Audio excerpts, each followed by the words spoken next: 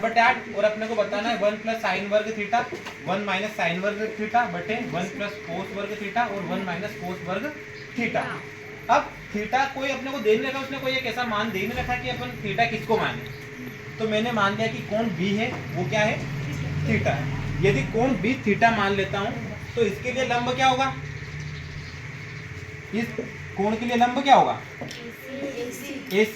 ये लंब हो जाएगा और आधार कौन हो जाएगा, BC। ये आधार हो जाएगा और ये क्या हो जाएगा अपना कर्ण।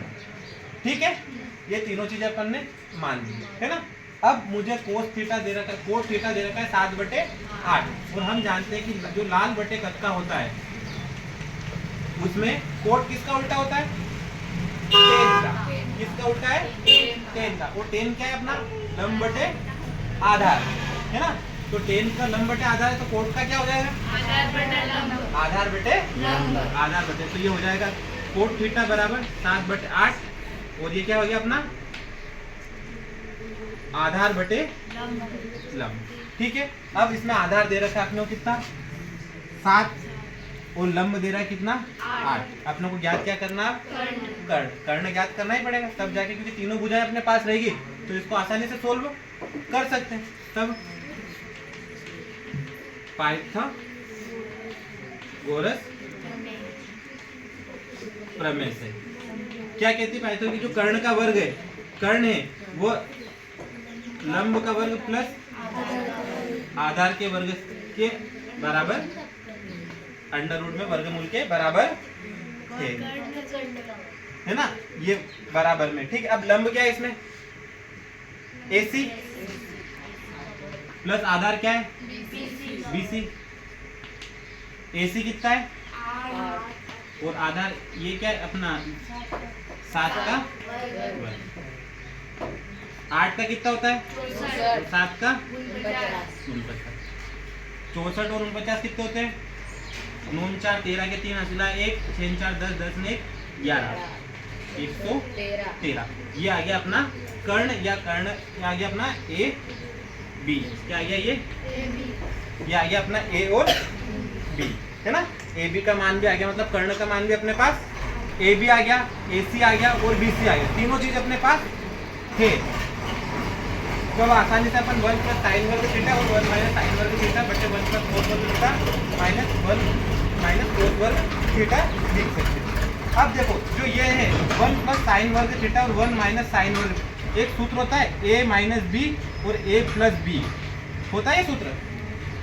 देखो A की जगह 1 है और B की जगह साइन है, तो A minus B, A minus B, A plus B, A plus B।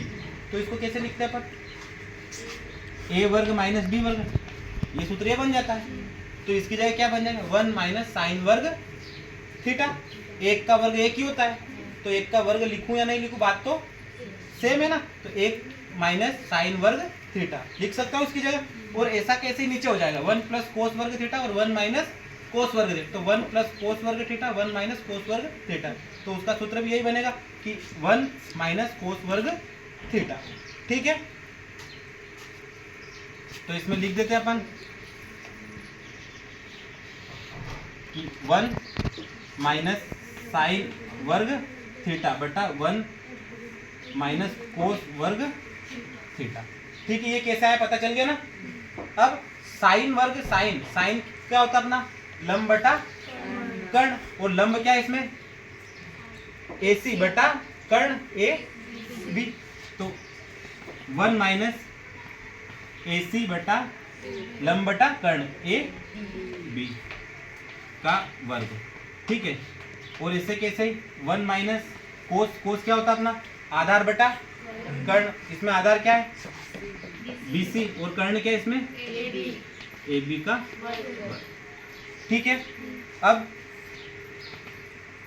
1 minus AC बटा AB, AC का मान कितना है 8 और AB का मान कितना है 113, 8 बटे अंडर रूट 113। 1 माइनस कोस का मान कितना है BC, BC कितना है 7 बटे 113। देखो दोनों का वर्ग है, बटे है तो दोनों का वर्ग, तो 8 का वर्ग कितना होता है 64 और इस वर्गमूल से ये करनी हट जाएगी, है ना। तो ये 64/113 और ये हो जाएगा 7 का वर्ग कितना होता है 49, 49/113। 1 माइनस 64/113 बराबर 1 माइनस 49/113। ठीक है, ये यहाँ तक आ गया। अब इसके बटे में कुछ नहीं मतलब एक है, तो इसका एलसीएम लेंगे तो 113 का गुणा इधर करो तो 113 गुणे माइनस 64/113 और इसमें भी 113 माइनस 49/113।